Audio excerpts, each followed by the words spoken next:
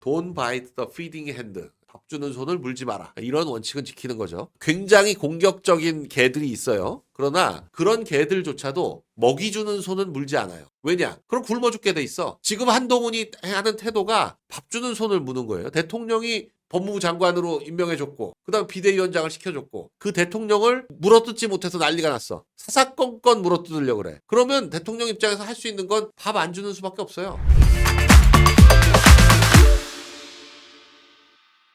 용산 대통령실 파인그라스에서 열린 원내 지도부와 여당 소속 상임위원장 및 상임위 간사단 초청 만찬회에서 한동훈 대표는 참석하지 않았습니다. 그렇게 해서 24일에 여당 지도부와 만난 지 8일 만에 또 만난 건데 2시간 15분가량 파인그라스에서 진행됐다. 한동훈 대표 얘기는 한마디도 없었다. 김건희 특검법 제2 거부권 행사, 검찰의 김여사 불기소 처분, 김대남 전 선임행정관의 한 대표 공격 사주 의혹 이런 것들에 대해서는 한마디도 하지 않았다. 총 참석자가 26명이었다는 거예요. 정진석 비서실장, 성태훈 정책실장 6명과 여당에선 추경호 원내대표 등 26명, 총 참석자가 31명이었네요. 31명. 그리고 쌍특검과 지역화폐에 대해서 거부권을 행사했다. 자, 한동훈이 직접 자기 스스로 페이스북에다가 김대남 녹취 공격 사주 이것과 관련해서 문제를 제기했는데 이로 인해서 오히려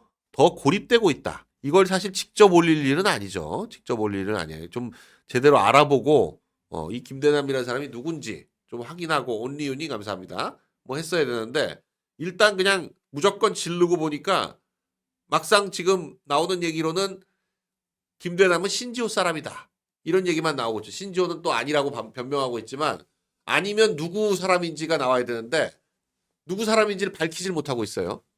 그런데 신지호하고 친했다는 건 많은 사람들이 증언하고 있고 대통령실 쪽에서도 신지호 사람이었다. 이렇게 얘기하고 있으니까 그럼 뭐 이게 도대체 뭔지 신지호가 더블 플레이를 한 건지 감찰 조사랍시고 무슨 마치 법무부 장관 검찰총장이 검사들한테 지시하듯이 당에다 지시를 했는데 제일 웃긴 거는 탈당해버리면 아무것도 없어요. 그랬더니 이 김대남이 탈당해버렸어요. 신지호 조정훈이 경선할 때 마포에서요. 마포 갑에서 경선할 때 신지호 캠프에 김대남이 매일 왔었다. 그러니 신지호 사람인 거죠. 김대남 녹취 논란에 감찰청 탈당하니까 닥쳤던 개가 되니까 탈당해도 조사하겠다 그러고 있는데 뭘 조사해? 조사를 어떻게 해?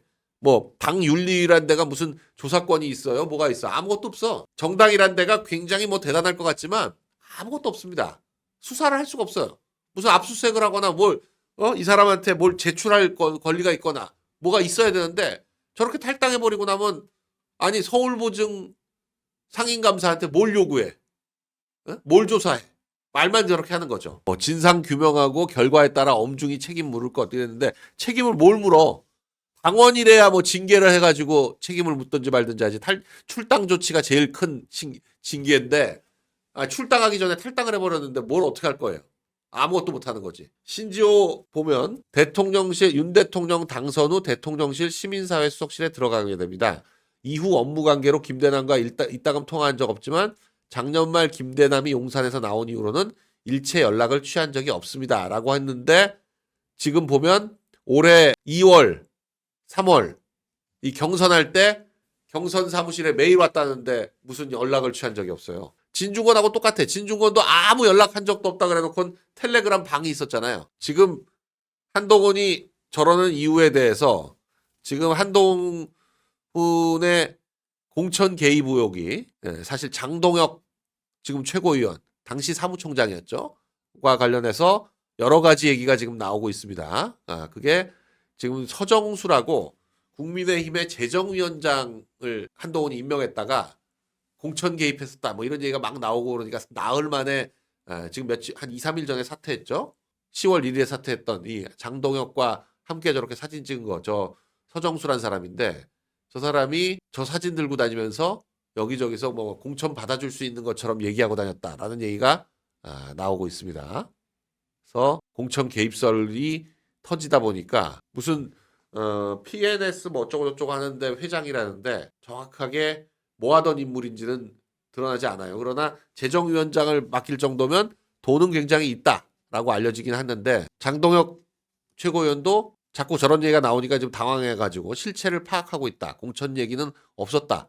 근데 공천 얘기도 없었고 실체를 파악하고 있으면서 당 재정위원장을 맡기는 것 자체가 이상한 거죠. 재정위원장 맡긴 것도 장동혁의 추천에 의해서 한 것 같은데 저런 논란이 계속되고 있습니다. 그래서 결국 공천 문제가 총선 백서가 공개되는 순간 공천에 관해서 문제가 될 것 같은데 장동혁과 신지호가 결국 이 한동훈의 뇌관이 되지 않겠냐 이렇게 그렇게 보여집니다. 빠르면 내일이나 모레 특검 문제에 대해서 지금 거부권 행사가 됐으니까 민주당은 재표결을 하겠다. 지금 그러고 있는데 김대남은 진영을 팔아먹었다. 신지호는 조직 플레이인지 규명해야 된다. 뭐 이러면서 근데 오히려 친윤계에서는 한동훈이 피해자 코스프레를 하고 있다. 김대남이라는 사람 아무 관계도 없다. 사실 지금 김대남은 독자 행동을 한 건지 아니면 이 서울의 소리의 방송 이명수하고 녹음할 때 보면 7.23 전당대회 상황인데 나경원 의원을 돕고 있던 상황이어서 이게 과연 윤 대통령하고 무슨 관계인지 여부가 제대로 안 나오고 있는 거죠. 그런데도 불구하고 뭐 이게 용산에서 지시했으면 선거 개입이고 법적 문제가 있는 거다. 이런 식으로 지금 나오고 있는데 근데 이렇게 내부 갈등을 증폭시켜봤자 한동훈 본인한테는 전혀 도움이 될 게 없다. 결국 다 같이 자멸하는 꼴이다. 지금 지지율을 보시면 당 지지율도 그렇고 대통령 지지율도 그렇고 한동훈에 대한 지지율도 그렇고 지금 계속 낮아지는 추세입니다. 3월 달에 비해서 지금 9월 달인데 6개월 만에 한동훈은 거의 반토막이 났고 당과 대통령도 지금 굉장히 안 좋다. 식당에 갔더니 주방장하고 사장이 싸우고 있더라. 그러면 식당 고객들은 이거 뭐 밥을 시켜야 되나 말아야 되나 이런 느낌이죠. 시켰는데 나오긴 나오는 건가? 에이 돈 내지 말고 그냥 나가버릴까 말까? 주방장하고 사장은 계속 싸우고 있고 그래서 있는 사람들도 식당 안에 있는 사람들도 마음이 굉장히 불편한데 지나가는 사람들은 그 싸우는 식당을 보면 들어갈 마음이 날른지. 그런데 지금 뭐 김건희 여사에 대해서 민심과의 괴리를 좁혀야 된다. 뭐 이런 의원들도 나오고 있습니다. 그런데 여기에 대해서 용산의 반응은 정확히 뭘 사과하라는 거냐? 김건희 여사 보고 사과를 하라고 하는데 도대체 뭘 사과를 하라는 거냐? 이렇게 지금 사과를 한다고 해서 사과를 받아들여 줄 거냐 이게 문제인데 뚜렷하게 뭔가 드러나지 않은 상태에서 밑도 끝도 없이 사과하는 거는 탄핵 때처럼 오히려 저쪽의 공격에 일방적으로 노출하게 만드는 그런 행위입니다. 그래서 뭔가 드러나지 않은 상태에서 막연히 왜냐면 중도적인 입장을 가진 사람은 무조건 그래요. 항의정승 그렇죠. 네 말도 옳고 네 말도 옳다. 그런 것처럼 이쪽도 맞다. 저쪽도 맞다. 뭐 이런 입장이기 때문에 무조건 공격하는 사람도 맞고 수비하는 사람도 사과해라. 이렇게 나오는 거예요. 그냥 양쪽 다. 말리는 사람은 항상 그렇잖아요. 애들 싸우면 말리는 사람은 너네 둘 다 서로 미안하다 그래. 이거잖아. 당하는 사람 입장은 생각도 안 하고. 김건희 여사는 이미 2번 사과를 했어요. 뭐 어떻게 사과를 뭘 어떻게 하라는 건지. 근데 이것뿐만 아니라 옛날부터 조선시대 때도 이제 이런 식으로 왕비 공격을 많이 했죠. 패비 윤씨 뭐 이런 일이 있잖아요. 그러니까 결국 이렇게 되면 이거 계속 공격하면 어떻게 되냐면 결국 나중에 이혼하라는 소리 나온다고요. 패비하고 똑같아. 지금 선거 때부터 이혼하라는 소리 나왔었는데 결국 이혼하라는 소리 나오는 거랑 똑같아. 그러니까 밀릴 필요가 없어요. 지금 뭐 사과하는 거는 제일 만만하니까 사과해라. 제일 약한 고리를 원래 물고 늘어지는 거라서 사과해라. 뭘 어떻게 사과하라는 거야. 그럼 사과하면 어떻게 하겠다는 거야. 그런 게 아무것도 없는데 사과부터 하면 뭐가 달라져요? 대선 때도 했잖아. 했더니 더 안 좋아졌잖아요. 좋아질 거라는 그러니까 사과의 목표가 뭔지가 불분명하잖아. 사과를 했을 때 어떻게 될 건지. 자, 근데 이제 다만 우려되는 건 이 한동훈이 계속 좀 지지율도 추락하고 성과는 내질 못하고 대통령하고는 불통이고 이러다가 내년 9월까지 뭐 겨우겨우 대표 직위는 유지할 수 있을지 몰라도 대선 후보로서는 완전히 끝나는 그런 상황이 되지 않겠나. 대표를 그만두는 순간이 정치를 그만두는 순간이 되지 않겠나. 지금 그런 상황처럼 보입니다. 내년 대표 그만둘 때쯤 대선 후보 지지율이 7%, 8% 또는 5% 뭐 이 정도로 떨어지면 그러면 이제 그냥 아무것도 아닌 게 되는 거죠. 더 이상 이 반전할 수 있는 찬스를 못 만드는 거죠. 지금 나름 마음이 급하다. 뭔가 여야 의정 협의체 이거라도 하나 완성을 했어야 되는데 이것도 지금 뭐 몇 주째 아무 진전이 없는 그런 상황이죠. 뭐 성과가 지금 2달이 넘었는데 아무것도 한 거 없이 오히려 대통령하고 불통이고 대통령한테 왕따 당한다. 이런 느낌만 받게 되고 지지율은 점점 떨어지고 한때는 이재명하고 거의 같거나 앞질렀던 적도 있었어요. 근데 지금은 이재명의 반밖에 안 나옵니다. 한 달 후에 유죄 판결 선고를 받을 게 확정적인 2건이나 유죄 판결을 받을 게 확정적인 그 야당 대표와 지지율 격차가 2배가 난다? 이건 뭐 이미 결판이 난 거다라고 보여지는 거죠. 경향신문에서조차도 그동안 사실 뭐 경향신문은 한동훈 조기 낙마하는 사태를 바라지 않기 때문에 어떻게든 한동훈을 띄우려고 했었는데도 불구하고 점점 독대를 하더라도 제발 언론에 공개하고 좀 하지 말고 물밑에서 하자. 이게 이제 대통령실 입장인 것 같아요. 태도도 왜 자꾸 공격을 하려고 드냐 대통령을. 제가 늘 얘기하는 것 중에 하나가 먹이를 주는 손을 물지 마라. Don't bite the feeding hand라는 말이 있는데 먹이를 주는 손을 물지 마라. 굉장히 공격적인 개들이 있어요. 그러나 굉장히 공격적인 개들이 있죠. 그런 개들조차도 먹이 주는 손은 물지 않아요. 왜냐? 먹이를 주는 손을 물면 먹이를 안 줄 거 아니야. 그럼 굶어 죽게 돼 있어. 지금 한동훈이 하는 태도가 먹이를 주는 손을 무는 거예요. 야당을 무는 건 괜찮아. 그건 원래 그러라고 있는 거니까. 이 개들 중에서 가장 그 사나운 개들이 보통 한 서너 종류 얘기를 하죠. 그 중에서도 또 유명한 개가 지금 SSG 랜더스의 상징인 개가 있는데 이게 개 이름이 주로 이제 마피아들이 집에서 키운다. 마피아 영화 보면 나오는 왜 사냥개인데 얼굴 까맣고 왜 등치 크고 막 계속 어마어마하게 짖고 하는 그런 개들 있죠. 이게 카네코르소라고 하는 종류인데 굉장히 사나운 사냥개입니다. 그런데 이런 개들조차도 뭐 이런 개, 맹견으로 분류되는 개들 있죠. 산책이나 데리고 다닐 때 반드시 입마개를 씌워야 하는 종류를 보통 서너 종류를 법에서 규정을 해놨는데 그런 개들조차도 Don't bite the feeding hand. 밥 주는 손을 물지 마라. 이런 원칙은 지키는 거죠. 근데 지금 한동훈은 밥 주는 손을 무는 거예요. 대통령이 법무부 장관으로 임명해줬고 그다음 비대위원장을 시켜줬고 뭐 본인이 이제 당대표는 자기 힘으로 됐다 이렇게 생각할지 모르지만 대통령과의 관계에 의해서 된 건데 그 대통령을 물어뜯지 못해서 난리가 났어. 사사건건 물어뜯으려고 그래.